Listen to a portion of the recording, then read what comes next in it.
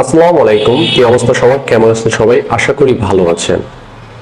POS software যারা একদমই নতুন, এই ভিডিওটি তাদের জন্য। আজ আমি আপনাদের দেখাবো কি করে POS সফটওয়্যার প্রোডাক্ট পারচেজ করতে হয়। তো চলেন শুরু করা যাক। প্রোডাক্ট পারচেজ করতে প্রথমে আপনাকে সাপ্লায়ার অ্যাড করে নিতে হবে। তো সাপ্লায়ার কিভাবে অ্যাড করবেন চলেন দেখে আসি।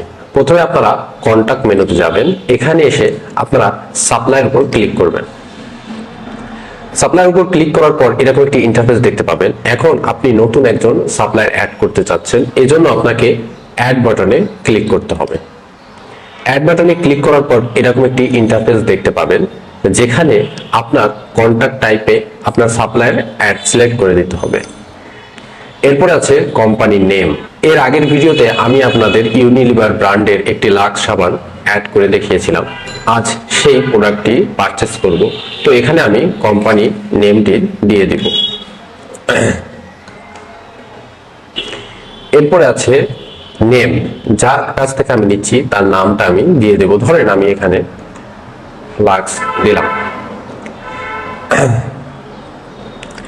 এরপরে মোবাইল নাম্বার, এই তিনটা জিনিস আপনাকে দিতেই হবে। এরপরে আছে কন্টাক্ট আইডি, এটা আপনি যদি না দেন তাহলে সফটওয়্যার অটোমেটিকই নিয়ে নেবে, আর যদি আপনি দিতে চান বা আপনার কাছে যদি কন্টাক্ট আইডি থাকে তাহলে আপনি দিতে পারেন। তারপর আপনি যদি একজনকে তার ডিটেলস ইনফরমেশন দিয়ে অ্যাড করতে চান তাহলে মোর ইনফরমেশন এসে এখানে আরো ইনফরমেশন আপনি দিতে পারবেন। আমি স্কিপ করে গেলাম। তারপরে সেভ। এই যে আপনারা দেখতে পাচ্ছেন আমার একটা সাপ্লায়ার অ্যাড হয়ে গেছে। এরপর আমরা পারচেস অপশনে যাব। যাওয়ার পরে অ্যাডেড পারচেস এখানে ক্লিক করব। অ্যাডেড পারচেসে ক্লিক করার পর এরকম একটি ইন্টারফেস আসবে। এখানে আপনি যে সাপ্লায়ার কাছ থেকে আপনি প্রোডাক্ট কিনছেন সেই সাপ্লায়ারকে অ্যাড করে দেবেন। এই যে আমি সেই সাপ্লায়ারকে অ্যাড করে দিলাম। এরপরে বিজনেস লোকেশন, আপনার বিজনেস লোকেশনটা দিয়ে দিবেন, আর তারিখ সময় এটা সফটওয়্যার অটোমেটিক নিয়ে নেবে। এখানে আপনার রিসিভ অপশনটা সিলেক্ট করে দিতে হবে। তারপরে আপনাদের কাছে যদি কোনো ডকুমেন্ট অ্যাড করতে চান তাহলে এখান থেকে আপনি ডকুমেন্ট পিডিএফ বা জিপ যে কোনো মাধ্যমে আপনি অ্যাড করতে পারেন। এরপর আপনি যে প্রোডাক্টটা পারচেস করতে চাচ্ছেন সেই প্রোডাক্টটা এখানে সার্চ করতে পারেন। তো আমি সেই প্রোডাক্টটার কোড দিয়েছিলাম 101। তো আমি যখন 101 লিখলাম তখন এই যে প্রোডাক্টটা চলে আসছে, প্রোডাক্টটি চলে আসছে।